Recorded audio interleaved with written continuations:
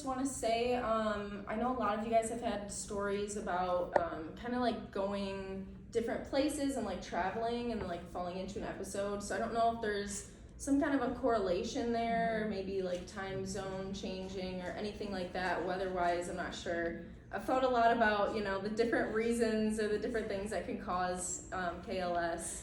But I do have a story where I sort of remember a little bit of my episode, and I was traveling to Mexico, and I was fine a few days before, and it was actually a weird episode because typically I'll just have one episode and then there's like a big length of time in between, like probably about a year. But what happened here is I had, I think, about a week of an episode, and then I was fine for a couple days.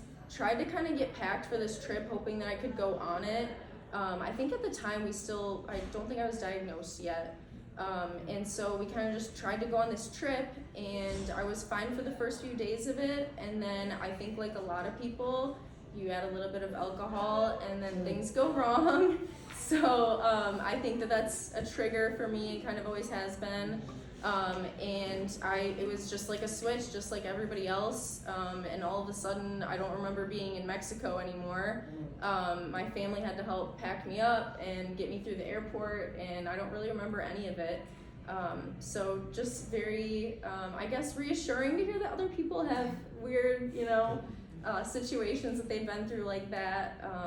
Oh yeah, definitely a trigger. When I used to be scared to travel anywhere with a time change, because I went to Israel a second time, and on the way back it happened to me. And so recently I just went to Hawaii. It was my first time being comfortable traveling like that, you know, this big time change. But I think that's a big trigger. And I agree that alcohol and drugs are a trigger, and still to this day I don't do any just because, you know?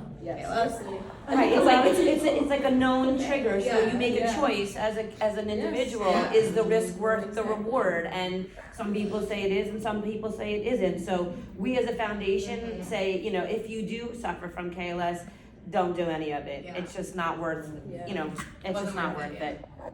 But yeah. And you only find it out the hard way.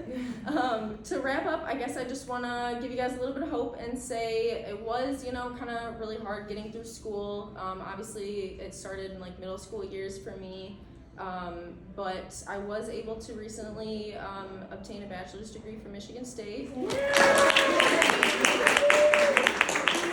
it's possible. You guys just have to keep trucking, keep getting through it. It's gonna be behind you someday. There is hope.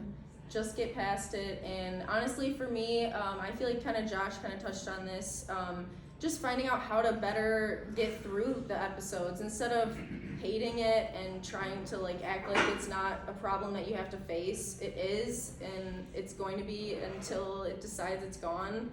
And if you can, you know, find different ways to help yourself feel more comfortable, whether it's through like putting some music on or, you know, watching some movies or just getting yourself outside. Anything that can like stimulate your brain or, you know, get you going, I think is good to get you through an episode. Yeah. So thank you guys so much, and thank you for the Klein-Levin Syndrome Foundation for letting me speak and share my story.